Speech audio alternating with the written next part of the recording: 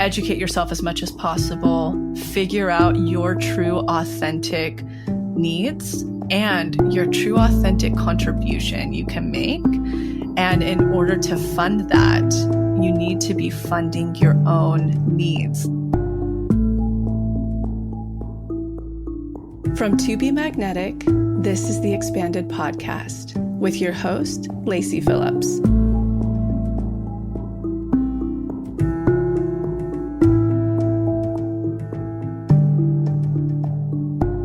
As the leading destination for neural manifestation, we dispel the woo-woo in order to help you create real, tangible results based on neuroplasticity, psychology, epigenetics, and energetics. Our goal is to normalize the practice of manifestation and empower you to get into the driver's seat of your life in order to manifest the experiences, relationships, and things that most align with your authenticity. Part of our manifestation process entails expanding past your limiting subconscious beliefs. Therefore, by tuning into this podcast with interviews from experts, thought leaders, spiritual teachers, scientists, and those with neural manifestation success stories, you're starting the process of expanding your subconscious in order to see to believe that anything you desire is possible. And by pressing play, the process begins.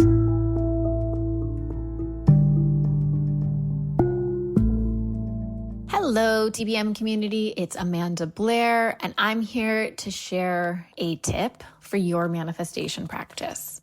This tip is all about learning what it feels like to feel your intuition versus fear. It's really important for us to understand the difference between the two because we can get confused on what is leading us, and we want to be sure we're able to tune in so we can find what's aligned. This is very easy. I didn't create this. I read it in a book that I cannot remember the name of, but I love it. It's simple and it's powerful. For this exercise, you'll close your eyes. You'll take 3 deep breaths. And then when you're ready, you'll imagine something you love, something that you love a lot, that you feel passionately for. When I do this, I imagine pizza. I love pizza. I have a ring that says pizza on it. Love it. Imagine that thing in your mind, and then you're going to say to yourself 3 times, I love blank. What do you feel when you say you love this thing that you love? And where do you feel it? Remember that. Now, clear that image of what you love from your mind, and you're going to imagine something that you very much dislike, like hate, just grosses you out. Blech. If I was doing this, it would be coffee. Hate the taste, can't stand it. Now I want you to envision that thing in your mind and say to yourself, I love the thing that you hate. What do you feel when you tell yourself the lie?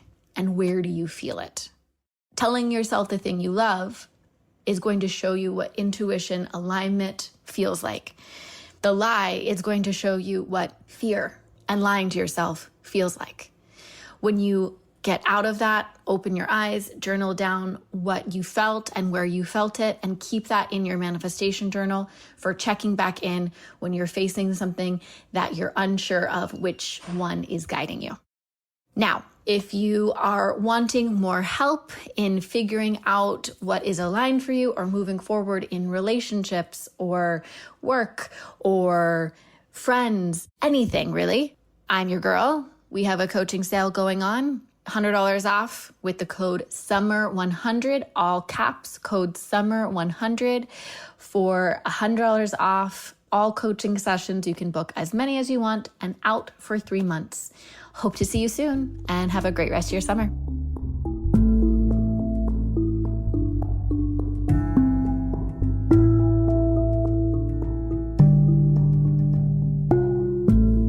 Welcome back, everyone, to another episode of Expanded. Jessica here. We have the highly anticipated part 2 from the How to Create Financial Freedom episode.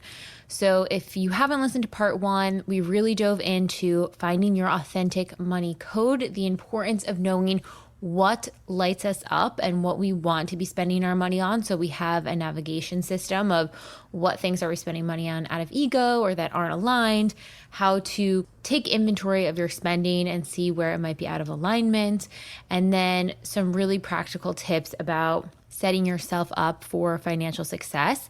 In this episode, we really pull back the curtain and Lacy shares all of the details about how she went on to create her authentic, abundant life and some very specific tips in there. We also have on Grace's mom, Melissa Abbott, who is a financial advisor. She works with Blakely Harbor Advisors and is an investment advisor in Florida. And she gives us some quick tips about people who are just starting out in the markets, where they can go, where they can look, and breaking that all down. One note I just want to make before we jump into this episode, because this is all your practical nitty-gritty investing and sort of like setting up your financial system and foundation. Before jumping into that, I always highly recommend taking a peek back at what blocks might be in the way. This is going to be your expansion to see what's possible, to learn what's possible, different ways that people navigate their finances. But where I really want you to start in this is looking at what ways did money play a role growing up. Again, our Unblock Money course is so good in that, especially the childhood and money section. And I would really recommend looking through some of the blocks that may come up if it's scarcity, because you felt as a child that when you didn't have money, the rug was pulled out from underneath you and you always needed more of it for security. That can put you potentially in a lack mindset. Start to look at the ways that you can feel safe now, give yourself the feeling of safety now, and unblock. You can use our unblocking challenge, which is still available in the pathway. You can work through any of the DIs through this, or perhaps maybe you find that what you really craved was freedom to spend on whatever you wanted, whenever you wanted, and having to go in and check in with someone about your spending felt really stifling. Understand why you're being avoidant with your finances. Why does it feel so constricting to look at? And start to unblock the emotions behind that, because then when you take action from that space, it can be super aligned. I got a lot of questions about how I moved through lack mentality. And it was exactly that. It's looking at those pieces bit by bit. It's pulling back, dealing with the emotions of the inner child, what they witness, and then it's taking action in real time. It's showing myself, okay, my body feels like it's unsafe to spend money outside of my budget on this vacation, let's say. But I know that I am safe. I can give myself that inner healing to know that I'm safe, and then I can book the vacation, and then voila, I actually am safe. Everything is good. The money is gone. I don't feel stressed about it. I didn't have the rug pulled out from under me. I'm all good. And so it's like creating that trust muscle with yourself. And same on the opposite side. If you're avoiding finances, look at it once a month. See what it feels like. Know that you can say no to that item that really isn't aligned with your authentic money code that you may be just using for soothing or numbing to purchase things. And see how that feels. Try a different decision. That's really how you unblock and expand and take aligned action out of whatever limitation you're feeling there.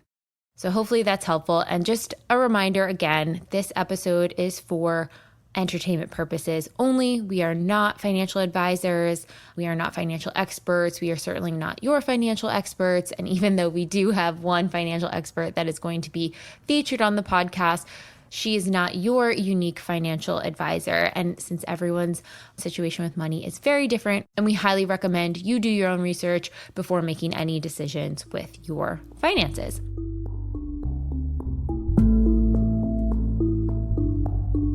And now a word from our partners.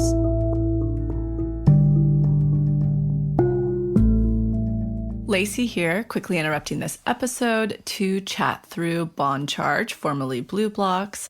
As I've said it before prior, they have rebranded, which I totally understand from a business owner standpoint, because their products have far expanded beyond just their blue blocking therapy, now moving into red light therapy devices, ice therapy, etc. Bond representing good, Charge representing energy, which is really what their brand is behind. So bravo to the rebrand. I wanted to chat through an item that I love talking about on here. Well, two items really. We are a strict, as I've mentioned many times, far before we even partnered with Bond Charge, we are a very strict no blue light past dusk family. I support myself blocking blue light aside from the hour of 12 p.m. every day with their blue light blocking glasses, the daytime and the evening. But my favorite product that I think must be one of their most affordable is their blue light blocking clip light. They have a fantastic alternative version that is bigger and can go on your bedstand, which is the blue light blocking lamp. Love both, but I find myself using the blue light blocking clip most, which I think is such a solid shout out because it's $28.95. But I use it most because, again, our house is mostly candlelight after dusk. And I have to read Teddy books at night before bed. And it was really, really getting challenging just by candlelight. I'm like, how did people do this back in, the 16th, 17th century and prior? And so I use this. I'll just clip it right onto her little books for nighttime reading. And it's really special to watch because you can see her even yawning and tired. So for Teddy to have this protection, obviously we don't do screens with her at all. So she's not seeing any type of blue light and screens. Most of the things in her life are mitigated. It's really, really wonderful to watch that she is a complete circadian rhythm baby. She wakes up with the sunrise and she goes to sleep at the sunset, which in the summer is like 9 o'clock. But it's such a testament to her internal circadian rhythm being so incredibly on point. And I really, really love watching when we're reading at night, her little books. We do 3 little books every single night while we nurse before she goes to sleep. I clip this on the little book and you can just see her yawning and getting tired. It's not interfering with her natural melatonin uptake. And then she sleeps really peacefully and beautifully through the night. So this is just my hot tip for parents out there who also read at night, who are really wanting to mitigate the blue light in their home that their child or children are receiving beyond just yourself, just to really, really provide that beautiful, deep night of sleep where they're hormonally balanced within our control. Obviously, we only have control within our own homes. To watch that, and then also having that deep, deep rest with their natural melatonin cycle so that their body can cleanse and repair as it's meant to do in the evening.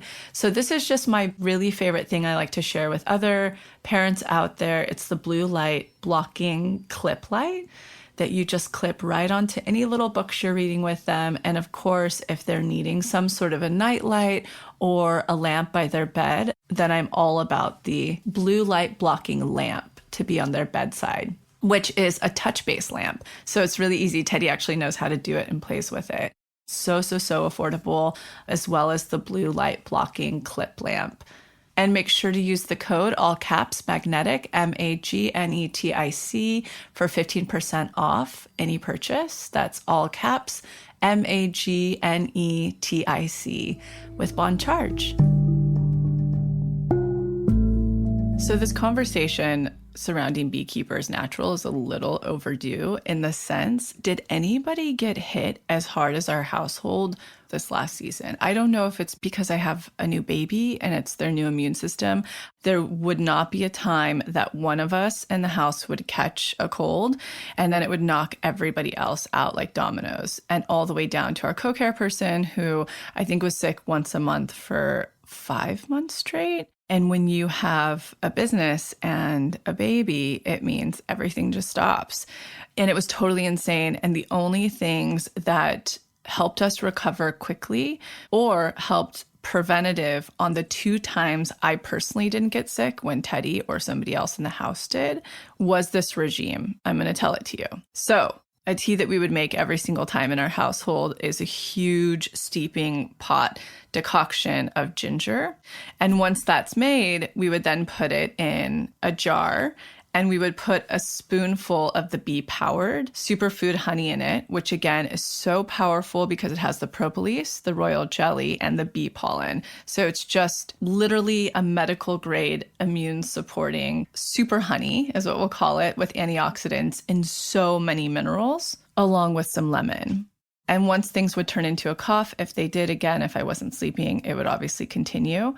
I would do the Be Better cough syrup, especially the nighttime support was huge because that's when it would come up. You know, it's sort of their take on the more allopathic night cold stuff a lot of us probably took growing up because it has that melatonin support and for restful, deep sleep. That's the only way we can all really recover, right? Is that deep, deep rest, plus the propolis, plus the elderberry. It was so soothing. For daytime support, they have the Be Better cough syrup, which is with chaga. So that's an immune booster on top of the propolis and elderberry. That was our medicine cabinet. Beyond that, what I do every single day is I take a spoonful of their bee-fueled bee pollen and I put it on top of whatever snack I'm having, may it be coconut yogurt or a piece of toast. I'll put my favorite type of raw almond butter on, along with a tablespoon of the bee-fueled bee pollen. What I love about their bee pollen, I've talked about it so much, I use it daily, and that's why I can't stop talking about it, is that it's a raw source. So it means that it still has all of the vitamins and minerals totally intact in it. It's super fresh. And for me, I don't take a multivitamin. That is my multivitamin every day, is a teaspoon of that. So I swear by it. I did it all through pregnancy, and I'm starting to prepare for the next baby. So it's something I do every single day. So today, Beekeepers Naturals is offering you an exclusive offer. You can either go to beekeepersnaturals.com/TBM or enter the code all caps TBM to get 25% off your first order. That's beekeepersnaturals.com/TBM or enter the code TBM. All right, on to the episode.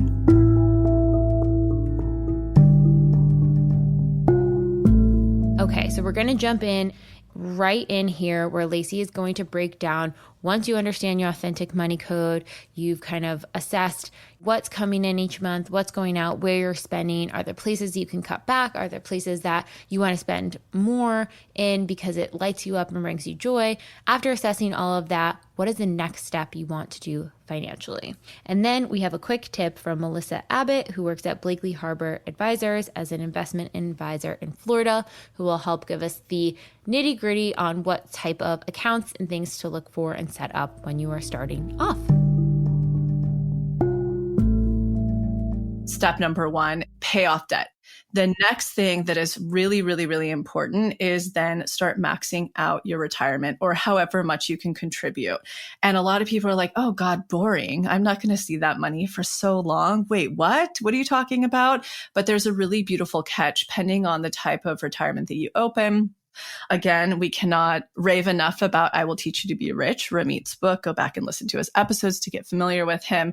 He literally, in the most layman terms, walks you through this process, along with a lot of other very cool bonus things you can do to also maximize money, like having the right credit cards, et cetera, and the system in place so that you're benefiting off of points to travel, points to eat, and those rewards. But getting back to it, maxing out your retirement, that's like key. Would you say that before building up a savings or an FU fund or an emergency fund? I mean, I definitely think having an FU fund and a savings is really important. I think it can be more minimal than a lot of people put the pressure on for it.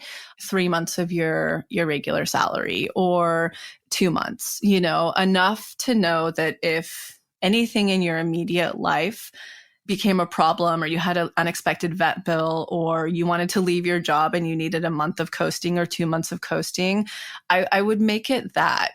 Then once you're maxing out your retirement, if you feel like, just to be safe, I want to pad it a little bit more, but I would only do about 2 months, 3 months max of what you need for that.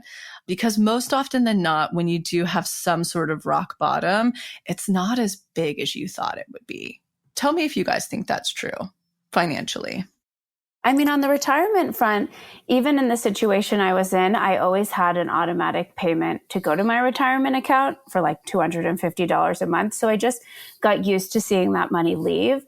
So even though I wasn't saving my FU fund and I wasn't really meeting my financial goals, I got used to seeing that money leave my account. So I feel like even if you set up $5 transfer every month to like a Roth IRA or something, That's just a tiny bit of a system starting to be set up. And that is money that's going to continue to grow, even if it's only $5. So I wonder if it's figuring out like what the priority is to you. Like if you feel totally desperate, like if you had no money, it would wreck you, then definitely focus on the FU fund before your retirement. But there's also a world where if that's not your scenario, like for me, I feel like I could go get some graphic design clients. So yes, I want to build my FU fund because for me, that's like a huge demonstration in saving. So I want to be able to do that. But if I wasn't in that boat, I feel like I'm someone who might feel more comfortable kind of dual saving the FU fund and the retirement at the same time. So I feel like it's figuring out like your unique situation.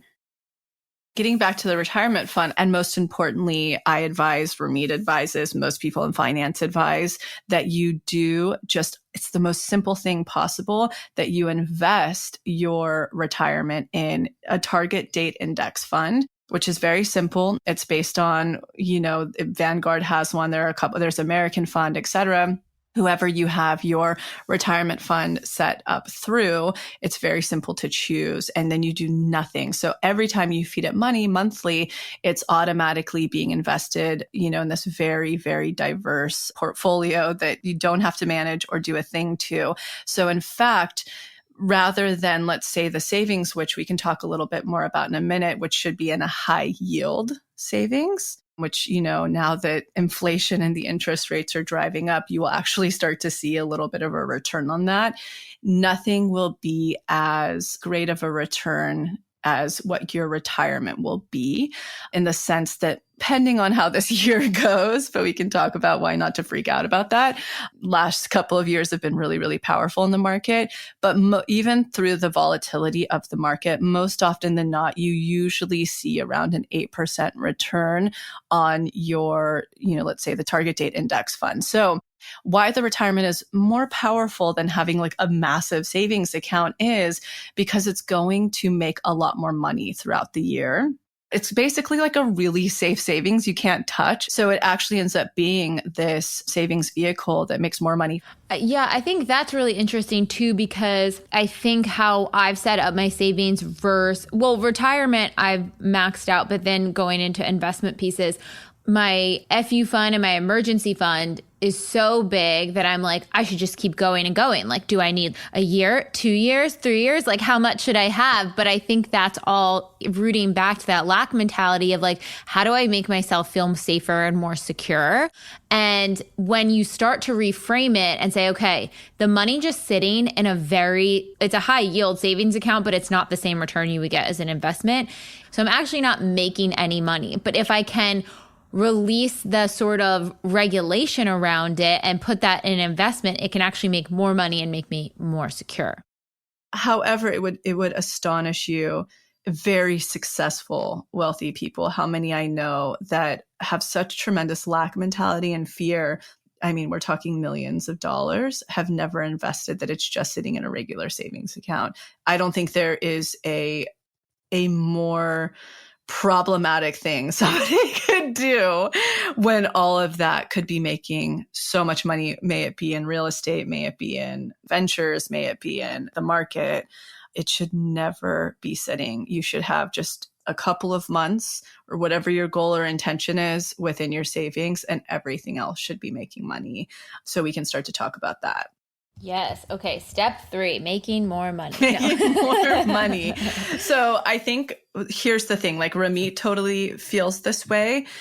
He totally thinks that the market, even with its wild volatility, if anybody's in the market right now and they don't have a strong trust muscle, they've probably been like, holy shit. If they were in the market during when the pandemic hit, as say, I was mostly cash then, oddly, because I was switching over investments to different things. And so I really, really, really benefited, because the old saying is buy low, sell high. And because of inflation and everybody being so, freaked out about the economy, the market's tanked. It's really tanked. I look at my numbers every month and all I do is go like, ooh boy, I cannot wait to start buying again at the bottom of the market. I know I have a very, very, very strong trust muscle though, and I'm extremely diversified in the sense that not only am I really diversified inside the market, and I have a very, diversified portfolio, and we'll talk about that. So if there's anything anybody can learn, even when you're starting from a really small place like I was year one of making just a little bit of money off of manifestation, it was almost 2 years before I brought in any support. And in those 2 years, I started investing very heavily and then have continued. And so basically, the thing somebody has to get clear about, of course, one is going to put into the market. Ramit thinks don't waste your time on other ventures. The market tends most often than not to have the greatest return. However, I think everybody should find their passion. Mine is real estate. I love designing. I love homes. I love architecture. I love small spaces.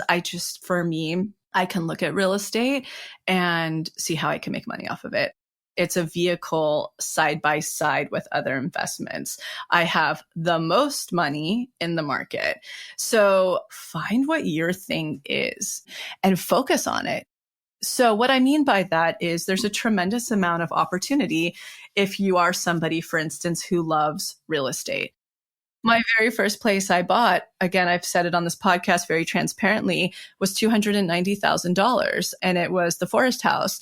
And then just to give perspective for first-time home buyers, obviously things are going to switch a little bit for people because inflation's rising, which means interest rates rising, which is going to make it a little bit more difficult to buy places if you're not buying them cash. But just to give perspective, back then it was 5.4 was my interest rate and my down payment was $13,000.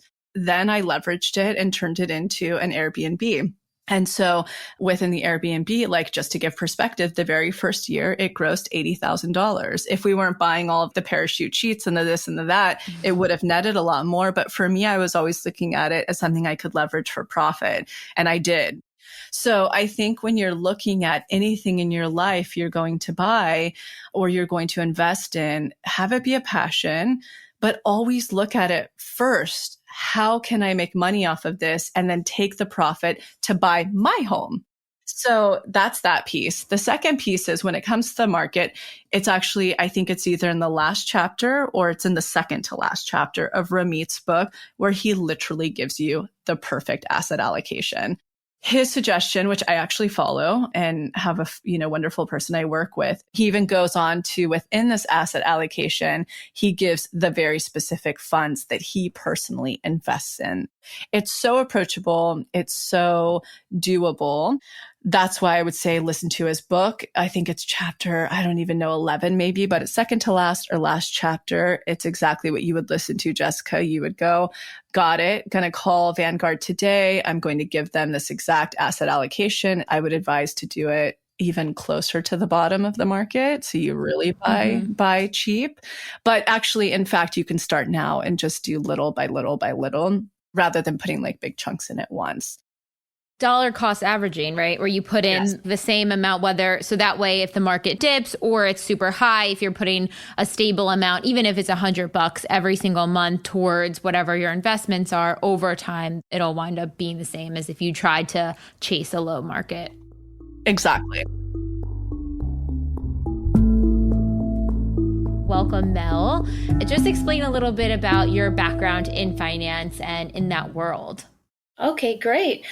Well, I am an investment advisor representative, which means I work for an investment advisor.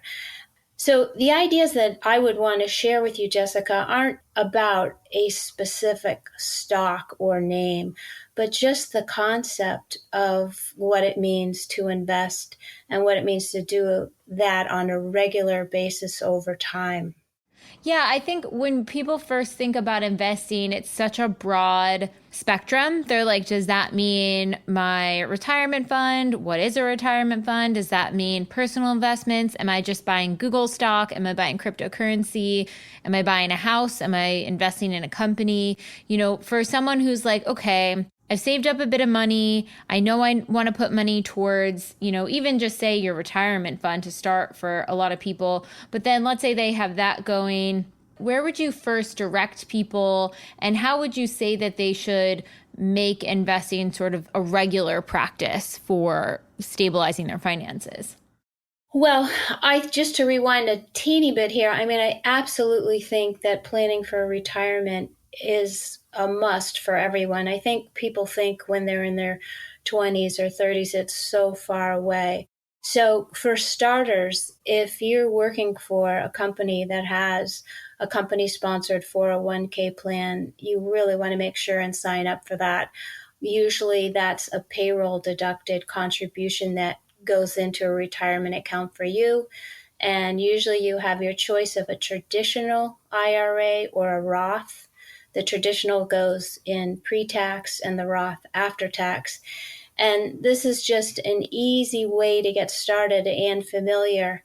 I think sometimes people feel like it has to be so much money or they have to have saved up so much to get started.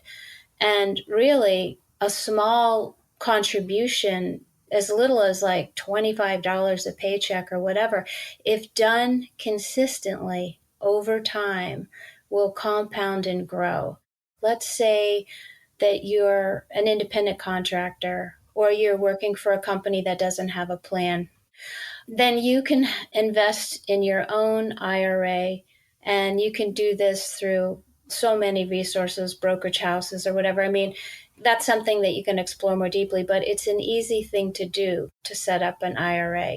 Then what you want to do is just set up an automatic payment to come out of your bank account every month. And honestly, you just forget about it. You just let it do its thing. You don't have to really follow the ups and downs of the market because you have a long time horizon or you're planning a long time horizon. For something like that, okay, so someone sets up their 401k and they either get it automatically deducted out through their paycheck if they're getting it through work, or let's say they do a Roth IRA on their own or another kind of retirement fund on their own, let's say through a Vanguard. They can put a minimum amount per month in there. Again, once the paycheck goes in their account, get an automatic payment to get it into their Vanguard account, let's say. But then once it's in there, how do you recommend people investing it? Is there more stable things? Are they stock picking? What would be the place to look to start investing? And then also how frequently? Because we talked about before we started recording dollar cost averaging. So should they be doing that as well in the Roth IRA? So if they have an employer sponsored plan, then they're going to be under the parameters of that plan. And most of the time, what happens is a company will have a family of funds. And then when you get started, you just pick a fund, and you'll look at the prospectus and you'll look at what the objective of those funds are, and you'll look at your time horizon. Now, what can be pretty popular are targeted date funds where, like, you say you're going to retire in 2050 or whatever. There would be a 2050 fund. In that case, you're looking at a long time window.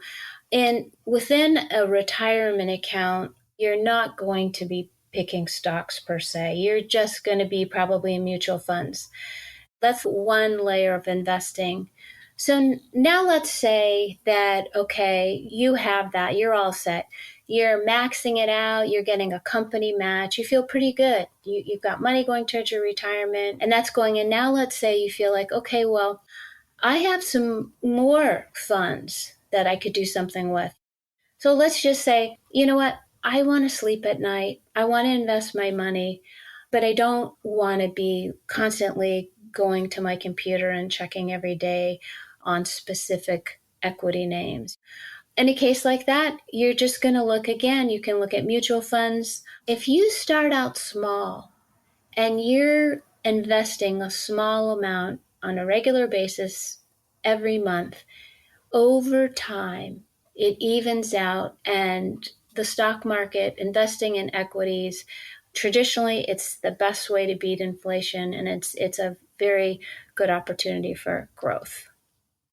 So that's kind of at the level where it's like you're not taking large lump sums of money and dumping them all into even one stock or one mutual fund. You're putting a little bit in over time. So as the market ebbs and flows, on average, over a longer length of time, you're going to be on the up.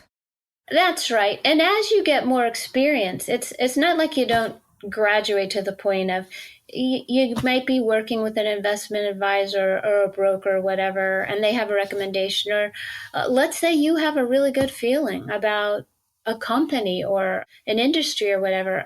Honestly, some of the best ideas I get from Grace and Belle because really it's like having your finger on the pulse. I mean, what's happening right now, And this generation is the largest generation, much bigger than the boomers. And what is their interest? What are they buying? What are they interested in? So as you go along and feel more comfortable with it, it can become really fun. And, you can take an interest. And the other thing I was thinking about is, when you're investing, you're having ownership in these companies. And one way to approach it really is to pick things that you believe in and feel good about. These different funds, you look at them, there's a prospectus, it will tell what their objective is, what their holdings are, and then you can say, does this resonate for me? So you can start investing according to what aligns with you.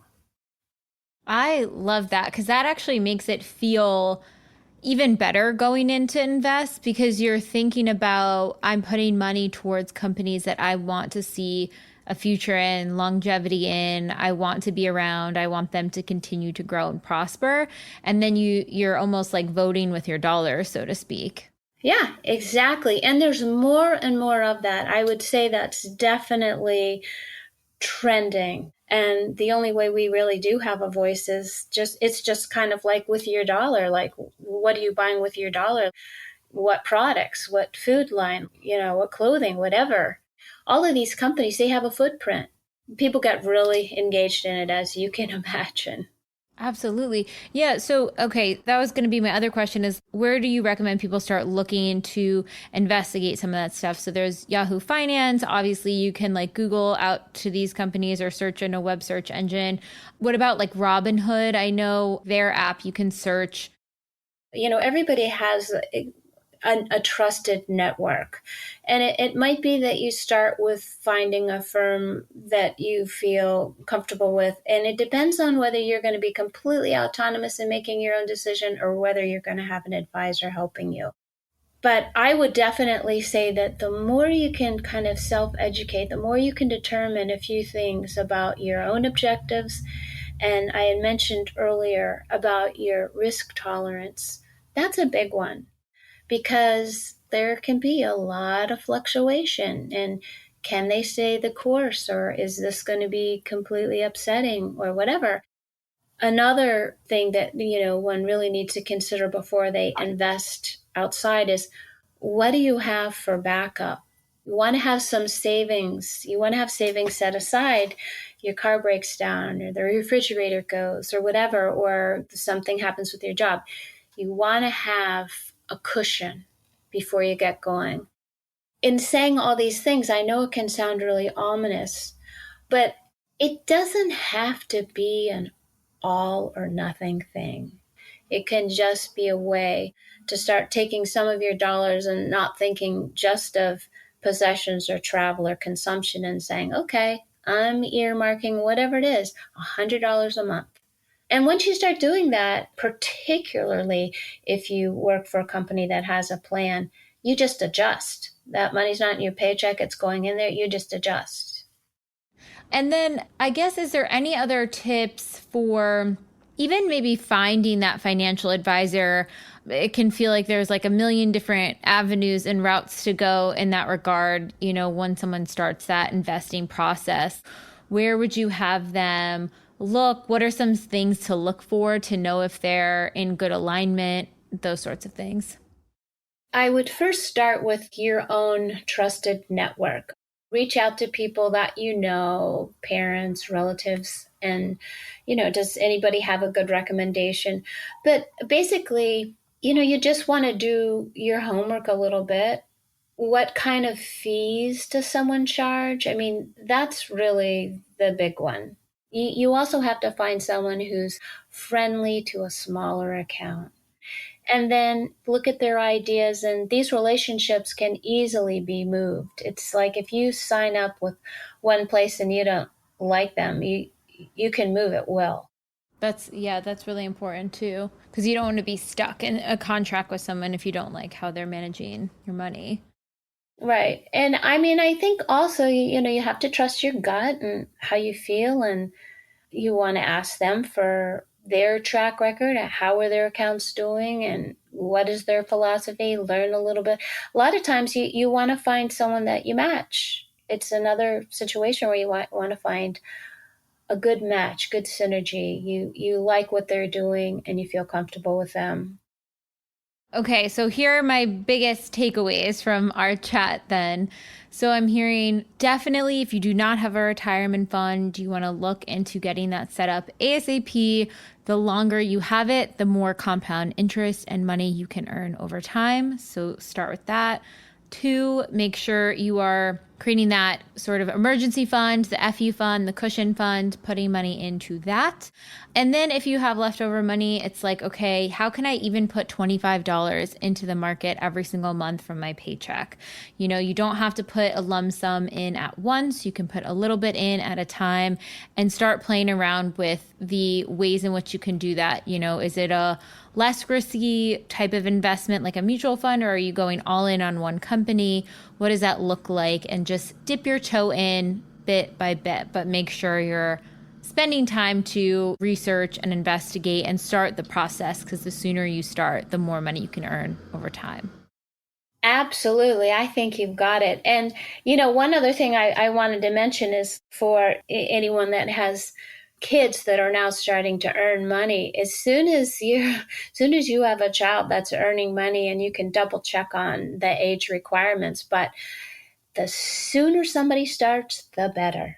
I think it's so empowering to start that as early as possible, to feel like, okay, well, this is money I've put aside, and this is money I'm directing, and this is my energy. And besides that, I even have a little backup.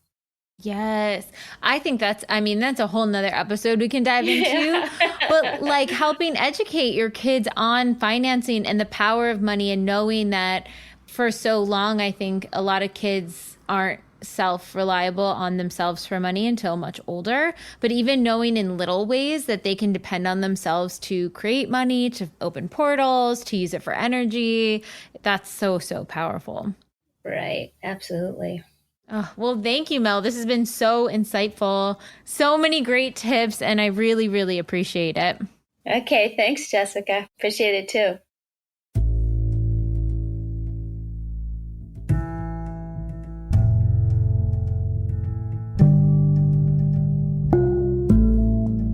So I'm quickly interrupting this episode to invite you, if you're ready to start your manifestation journey, or if anything you've heard in our manifestation episodes has piqued your interest to begin.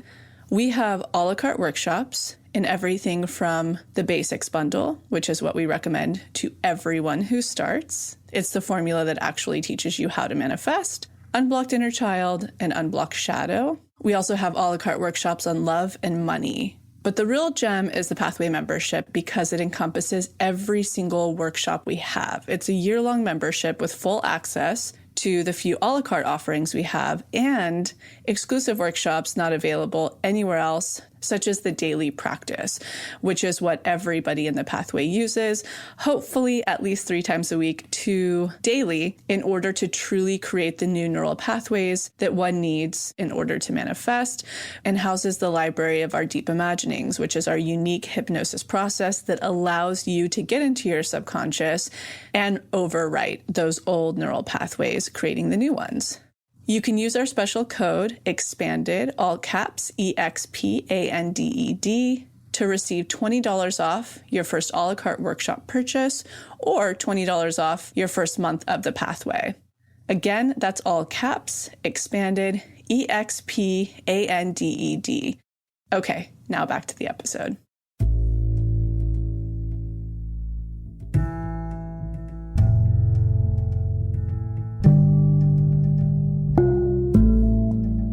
the other little piece that I do just want to talk about, getting back to finding what your passion is, Ramit's a wonderful person who will say, in the long run, if you don't really know what you're doing, whatever, stats really show still the market outperforms that. Even when you know what you're doing and you have a dealer and the whatever. He also says the same thing for real estate. He's like, a lot of people's main goal is to buy the house. If you don't care about design and you don't care about your specific thing, here's a checklist to follow. Will you hold on to it for 10 years? If you sell it, all of the profit, will you put that into the market, or will you buy another property with that? Because most people just roll it into a bigger house. Whenever I buy anything, I look at it, how can I leverage it to make me money? And when I say make me money, it doesn't mean like, so I can be richer, which is always the goal, is ultimately to grow. However, for me, it all comes down to, how am I not being silly with things? So for instance, a great example, and I can totally out this, I think I mentioned at the beginning of the year that we really, really want to manifest a totally built out Sprinter van. But I would never, even though I can afford it, I would never go out and buy a built out Sprinter van ever, ever, ever, ever. I would never do that. I have learned through and through and through, your investments pay for the things that you want. That is a rich mindset. That is what that is. That's what a money mindset is. And so I wanted it, and we kept thinking about it. And Max, who also I drug him in to loving real estate and investing in that, he was like, let's get a rental property together in Topanga. And I'm like, wow, Topanga is a lot different than getting a rental property together in Mariposa, even though Mariposa, the market's grown a lot there. However, this is a really good example. So interest rates dropped to zero during the pandemic. When we had bought Topanga, it was before the pandemic. Certainly when I bought Mariposa, it was before, and we had higher interest rates. So we saw the opportunity. We're like, oh, okay, we're going to definitely refinance these homes and take these interest rates to almost nothing, literally to almost zero. So not only did it take our mortgages lower than they were originally, but then you have what's called equity that you've paid into the house or you've fixed it up or whatever. And I'll be really transparent. Within Mariposa, I had $150,000 of equity that I could either just like let sit in that property, or I could follow Rich Dad, Poor Dad and do something with it. So a lot of other people who are following societal norms and standards and keeping up with the Joneses would have gone and said, screw it, let's buy a bigger house for ourselves, or let's go out and buy all these silly things. And I said, I'm going to put mine in the market, or I'm going to invest in another thing. So Max found us a rental. So I took the Topanga money and came in as an equal partner in Topanga, our, investment property there. So whenever I'm looking for one, this is a great example, I'm always looking for something that could possibly be a 2-unit. You'll learn a lot about this if you read Rich Dad, Poor Dad, your first investment being a duplex, because you can live in one half and make it fancy while everybody else pays for it in the second half. That's how you look at real estate, as not just that cozy, beautiful home you want, because that beautiful home's going to come 3 or 4 homes later or X amount of years later. Anyways, looking at Topanga, we looked for something that has a front house and a back house. Front house is going to be a high-end rental that will completely pay for the mortgage right away. Done.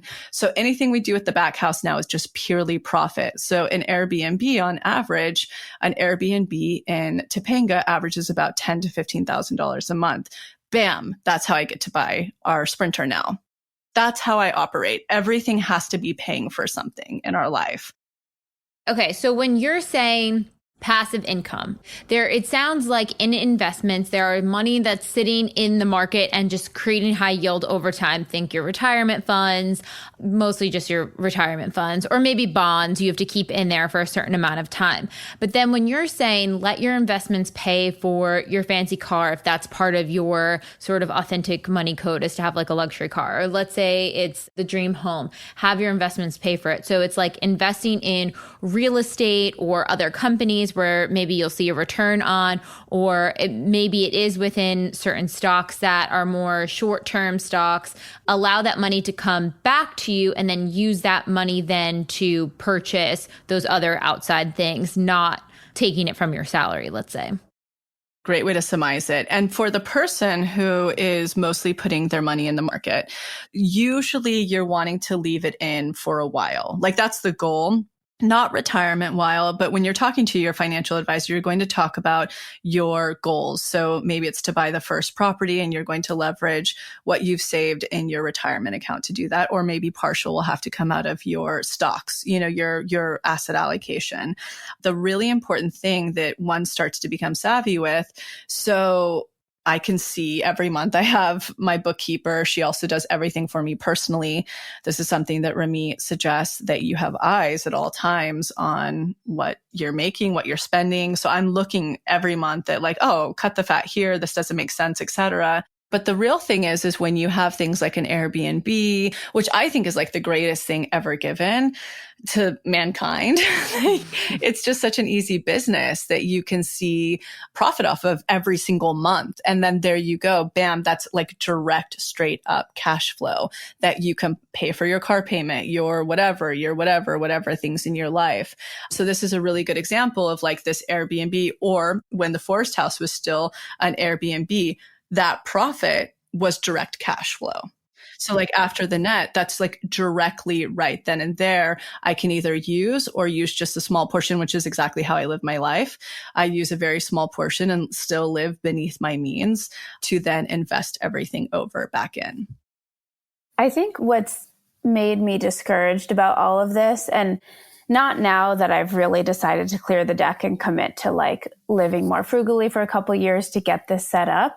But always in the past, I knew that it took a while to grow an investment account, right? I knew it would be like a couple years until I really saw a return, or until I could save enough cash to make a down payment. And it was almost, since it would take so long, I never started doing it because I was like, oh, I'll do that later. That sounds boring right now. Or even listening to you talk, Lacy, it's overwhelming to think, okay, well, if I was at your point, yeah, I get it. But for me, starting at ground zero, or I'm just thinking about the listener who's like, yeah, that all makes sense. And I want to do that, but that seems so far out. How can we recommend that people get started with the expectation that in order to set this up for yourself, you're looking at like a couple year investment of your time and resources to set up a foundation so that you can put these systems in place. You're like committing to a new kind of lifestyle where what you're talking about will be possible down the line, just to mitigate people who are feeling overwhelmed right now. Like, okay, yeah, sounds great, but I have no money. Yeah, I think the real key piece here is for me, and it still continues to be, living beneath my means has always been very simple for me because I'm somebody who's committed to an end goal. It took me 3 years, and I'll get into this a little bit, 3 years to even build to a point where I saw any type of profit in order to have some sort of cash flow to pay for things. But here's a great example. Like I lived in the 300 square foot apartment for a year of making somewhat decent money. And then the second year, Max asked me to move in. I told him just straight up, like, if you want to live together, I have a very specific financial goal. I can contribute in these ways, groceries, X, Y, and Z, but I'm not paying rent and this and this and that until I'm at this point financially. My mind has always been sacrifice this in order for like the real cozy spot later on. Always, always, always, always, and continues to be, like, surprisingly, even when you see my lifestyle, I still live tremendously beneath what one who didn't have a lot of financial savvy would be living. It's crazy. The other thing that I really want to talk about that I don't think enough people in finance talk about, that I think is really, really savvy, and I think people who have an entrepreneur mindset really appreciate this. Someone who's a full-time employee anywhere. I remember reading a book when I had to pay my first taxes, and they were like nothing back when I was helping people freelance do like copy for Instagram and stuff like that. For a minute, I tried that out. Someone like you, Jessica, who's an employee, people don't realize that there are a lot of opportunities here. So I went out and bought a book, and I can't remember the name of it. I'm sure it's in like a box somewhere. And one of the smart things that it teaches when you are you're an employee because your taxes are already taken out. There are some really cool things you can do. So imaginably, you're claiming zero dependence. But one thing that a financial advisor had told me once is to claim 10. So you get to hold all of your tax money and put it into a high yield savings so that you're actually profiting off of it all year, so that when it comes time to pay taxes back that you'll have made a profit.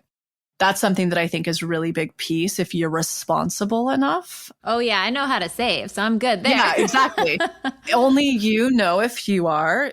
And let's get back to your question for a sec, Grace. Like, let's say, oh my God, Jesus, this is so overwhelming. Remember, I'm 7 years in the making at this point, but let's just say step one, the skill, period, the fallback thing. If you have that, you should be making money off of it, and you can start this process. So if you're at least making like $4,000 a month, let's say $4,000 to $5,000 a month, you're living extremely beneath your means, but like reasonable. You've manifested a very cool, very inexpensive place. You still have the used car, and you have your fuck you fund. You're totally out of debt, and you're starting to max out your retirement. That's all you're doing at this point. Let's say that you're maxing out your retirement. And let's say you've been doing that for the last 2 years. Now you're at what, 12,000, let's say. What is it? Like 6,000, I think, is one of the base max outs you can do. I think mine's like 13,000. Let's say for the last 2 years, you've maxed out at 6,000. You've filled this retirement, and now you have 13,000. Let's just say 12,000. But I'm going to say 13,000 because you've seen a return, because it's in that target index fund. Say you've seen only 6% after taxes, and you're whatever. Now you're me in 2018. You have that $13,000 in there from the return you've made, and you're buying the Forest House. This is your very first purchase you can do. You buy it. So that's the down payment. And you're still making money monthly. So now you've paused on maxing out your other investments, and you're only able to spend what you can fix up physically. You're doing a paint job, you're doing this, and you make the place cute, and you list it on Airbnb. Let's say it's not as high end as the Forest House was. So let's say that it's grossed maybe 40,000 for the year, and you've net, let's say, 25,000 off of it after, housekeeping fees, which you can already totally like bake into it. But let's say like supplies, you've made $25,000. Now you have that in the whole time you've been working still at your one skill set. You're back to maxing out because the Airbnb is running. You're back to maxing out your retirement. Now you have this $25,000 you've made because you have an asset, you have an investment that's paying you passive income. Now, what are you going to do with that $25,000? Well, you could go buy the car and the whatever, or you could be smart and you could take that $25,000 and buy another cheap Airbnb, right? And now you're starting to run a couple of them. Do the same thing over the next 3 years. Just think of what 25 profit each year is going to start to look like. Now you're going to really start putting that money into the market. You can see how quickly in 7 years you can build to a place of a very chill passive income. One thing I just want to point out to everyone too, when you're going through these steps, I know, especially when I was not in the place where I even had investments, but I was just making like my minimal little savings, just making enough to invest in a Roth IRA or an IRA retirement fund, just getting things together.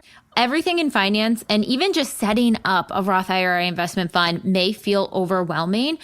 Ramit's book, I'm telling you, is so easy. Just give yourself one chapter, even one chapter a week, one chapter a month, whatever it is, just commit. So easy to do. But then the other piece is, even if you are not at a place where you can be investing just yet, just like Lacy talks about on so many other podcasts, when she didn't have money to invest, she was reading the investment books. Start to familiarize yourself with the vernacular, with the understanding. It can feel like learning a different language. But the more you immerse yourself in it, the time comes when you're ready to put $500 a month into investing or $100 a month into investing. You're like, I know what this means. I've heard that before. It's not new. It's not overwhelming. So if you're like, oh, I can skip this part, I'm not ready for investing, I would encourage you to explore listening to it, even if it feels like a different language, and trying to decipher, okay, what would that look like for me? Even if you're like, okay, it's kind of going in one ear out the other, Then listen to it again when you have, a little bit to put into investing, and things will start to click because you want to see yourself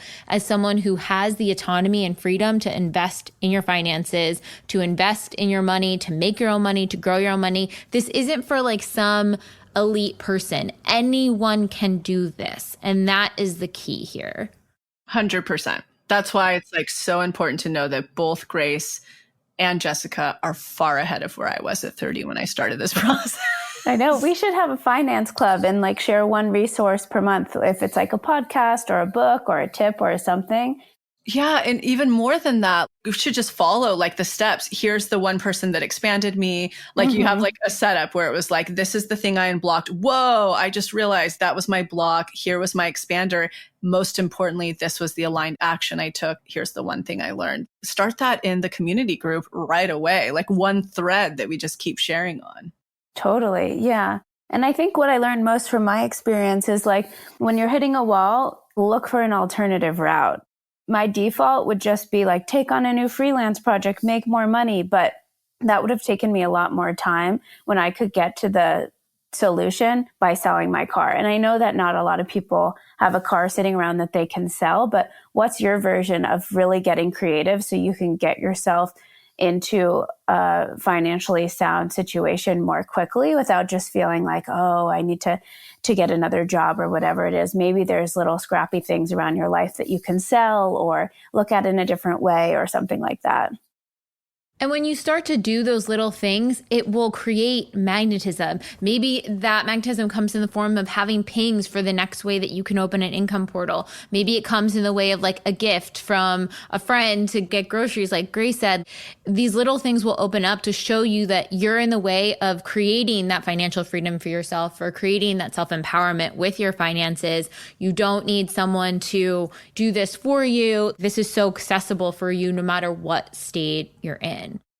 One question I just wanted to take on before we go here, we got this question from the community. It's kind of about feeling this lack mentality during the state of the world. It says, I'm restarting Unblock Money, and I came to the part about generational guilt with money. The module says where money was tightly held because of outside circumstances that forced people into survival mode. This resonates for me personally as always feeling in survival mode, but not because of a generational lack mentality, but because the state of the world, the surge of inflation, war, etc. How can this person and anyone else who identifies like this stop feeling like a victim to the circumstances of the world? Yeah, I mean, it's really hard, but this is something I was telling my friend, the other day, who spends a lot of her time politically trying to make a lot of change. And I feel that may it be that you're going to start an NGO or you're going to raise your child more consciously, or you're going to be more conscious, like whatever your intention is, I feel the more financially equipped you are, the more power you have, unfortunately, in the dynamic and the way in which our world is set up. So to make real change or to have the capacity to make change, you have to be out of survival mode most often than not.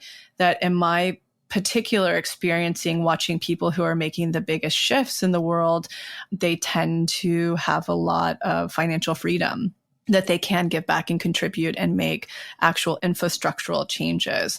So to me, it's like, unfortunately, the world is set up in a very specific way at this moment. I think there's a big tipping point of consciousness happening. However, I do think you kind of have to be in the game to play the game while bringing consciousness to it. That's always been my approach, always. And so, in my personal belief is educate yourself as much as possible, figure out your true authentic needs and your true authentic contribution you can make.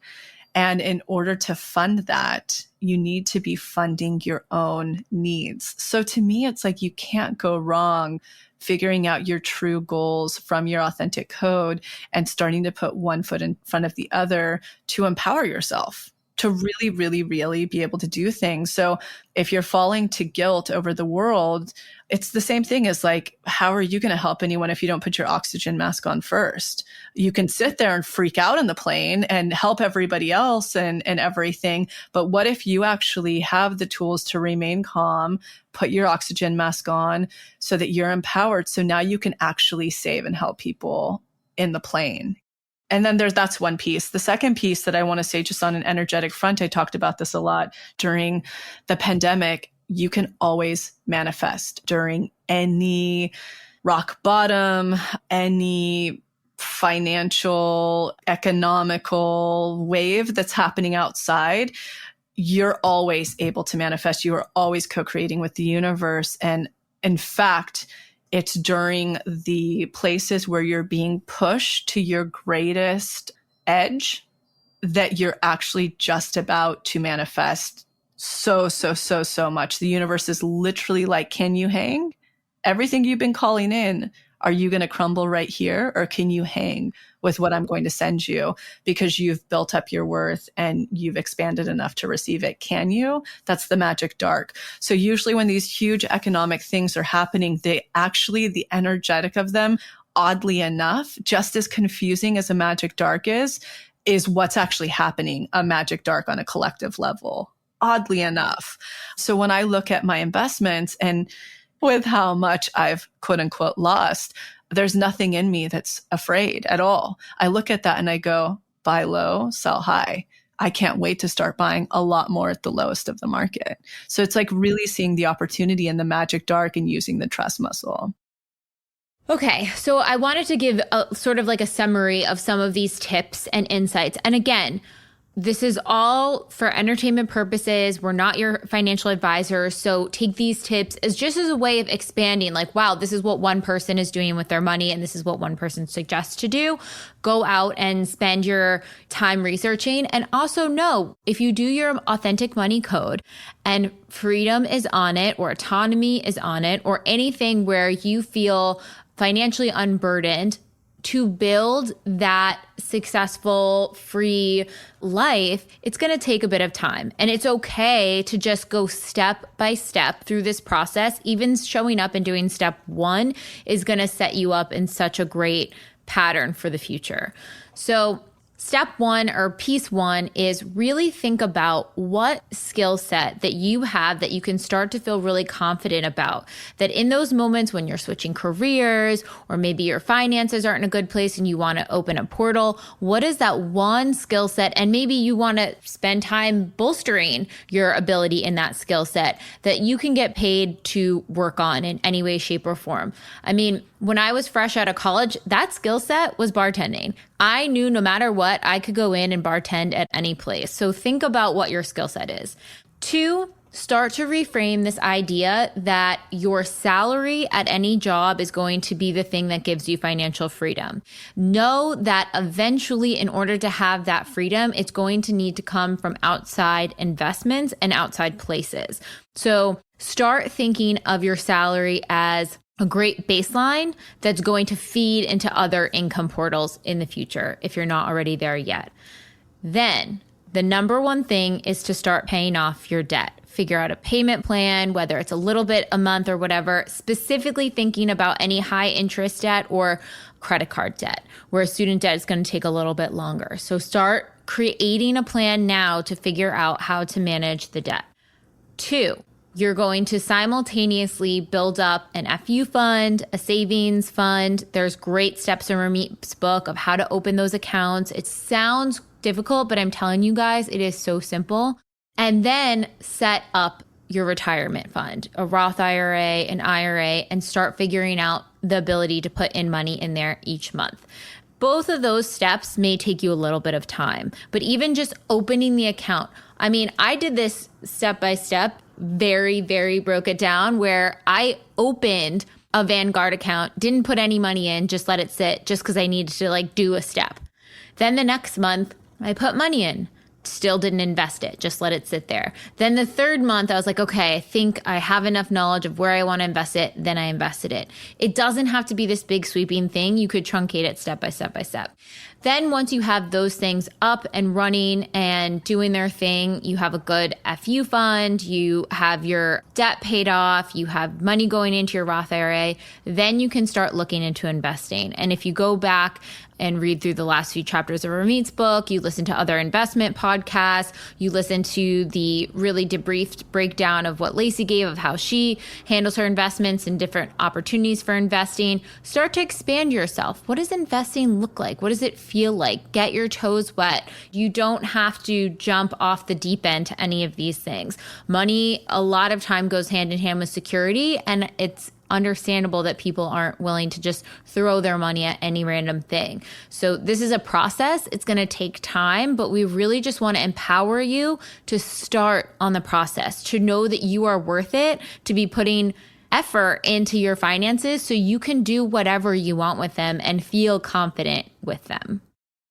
And as I'm listening to all of Lacy's advice and to Jessica's summary, it's hard not to feel discouraged, like I'm so far away from it, or, the 5 years where I actually put in the time to live beneath my means, to set up the stability, to actually acquire an investment. It feels so far away. And it also feels like boring and a bummer and all of those things. But I think if we all stay accountable together and we can make it fun and engaging and support each other, we can all work towards financial growth and stability together. The community group's an awesome resource for this. Out your shadow. Share what your current financial state is and where your goals are and what steps are you taking. That's going to expand everyone so much. Even when I was able to own up to my financial state, that was what led me to the ping of selling my car to ultimately come up with the solution. Had I just stayed hiding in, the reality that I'd created, that everything was just fine, I wouldn't be where I am now. And now I'm feeling so much empowerment and so much momentum. I feel the universe sending me a thumbs up. Little things are coming through here and there. I feel the movement just from starting with that one step of outing my money shadow. And money can be such a taboo topic that no one wants to talk about or compare. And I'm not saying go post your salary, but just open up the conversation, and that can be magnetic, starting the conversation around it. And I know with inflation, it's feeling like a scary time, like absurd to pay $7 for gas. We are all feeling it, and we are in the same boat with you. So if you're feeling at rock bottom, if you're feeling discouraged, if you feel like, man, I'll never be able to save the money or invest or whatever, just start with little $5 transfers, $5 a month to your savings, $5 a month to your retirement account. Just starting to create that new habit and that new muscle together, is going to make a big impact in the long run. So don't get discouraged. Stay on top of it. We're here for you. And let's keep communicating about where we are on our money journey. 100%. One of the things that I put on my manifestation list early in 2020 was to set up and take all the action steps in the first half of Ramit's book. That was a manifestation item because I knew I kept procrastinating. I kept putting it off. And then I was like, okay, finally, I'm going to put it on the list. And my tests were at the end of the night when I had plenty of time to dive into a chapter. I'd be like, oh, but I just want to watch an episode of TV, or, oh, I just want to scroll on my phone, or whatever. And I started to view those as tests. And when I decided to take the action and actually read the chapter and implement the steps, I would have really kismet manifestations would come through. Like I would get a really good delivery, or someone would reach out about an amazing offer. So just note how you can make this really fun and really actionable. Another great resource to check out online is Mrs. Dow Jones. She has a really great Finance 101 course that also has a debt payoff calculator. So you download this spreadsheet and you can actually input the numbers of how much debt you have, whether it's credit cards, car, school payments, whatever, what the interest rate is, and help you come up with a plan to pay off your debt in the most strategic way. And then she has a workshop with each module that leads you through like how to set up your savings account and how to do all those steps in Ramit's book, but step by step in a course, which I think is helpful. So I've checked that one out before, but a lot of great resources. Put them in the community group and we'll continue the conversation. Absolutely. And Grace, last little question for you. I'm a Capricorn, so I like budgets and spreadsheets. Like Mint is my best friend. Mint is a great budgeting app where I keep track of all my expenses. I imagine since you're Aries, you don't love the tracking documents and stuff, because I'll go in once a month and go through all my transactions and put them in different categories and budgets. What's one tip that you would give someone and how to start, even just start looking at that stuff? Well, I am actually a spreadsheet master, and I have spreadsheets for literally everything, but my issue is I ignore them. So like I'll set them up.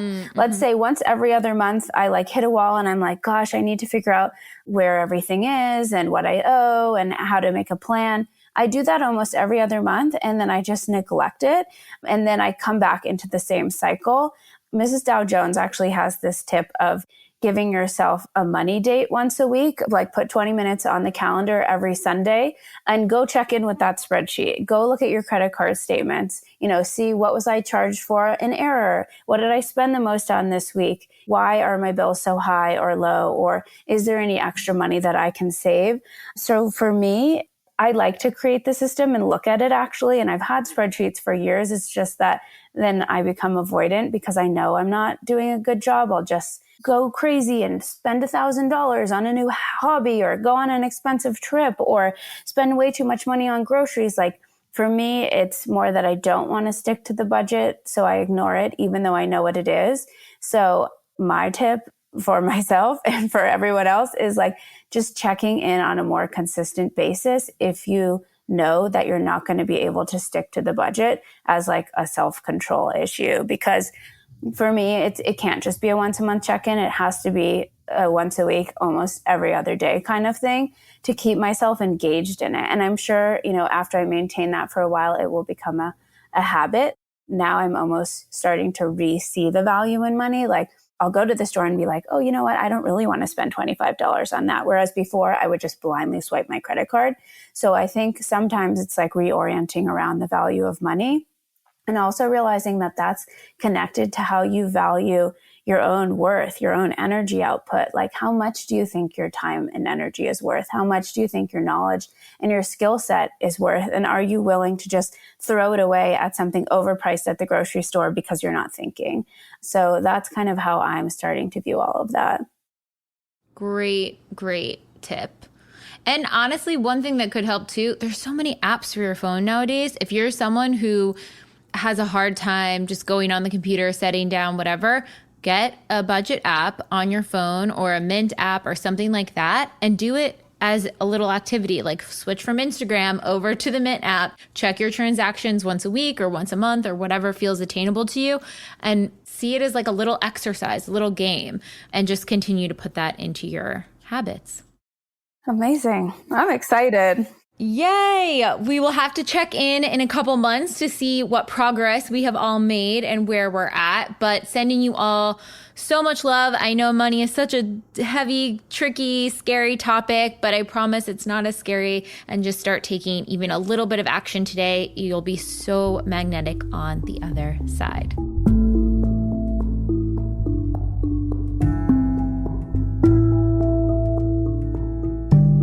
I hope you guys enjoyed that episode and got a lot out of it. I know it can feel like a million pieces of information at once. I would sit with it, take it in, and start to create a list of the things that you want to start to implement. So wherever you are in your financial journey, if you're trying to get rid of debt, if you're trying to pare down your expenses, if you're trying to expand out of lack, get really clear about what you want to do, why you want to do it, and start to just take a little bit of action in the next month towards it. Happy manifesting, and we'll see you next week.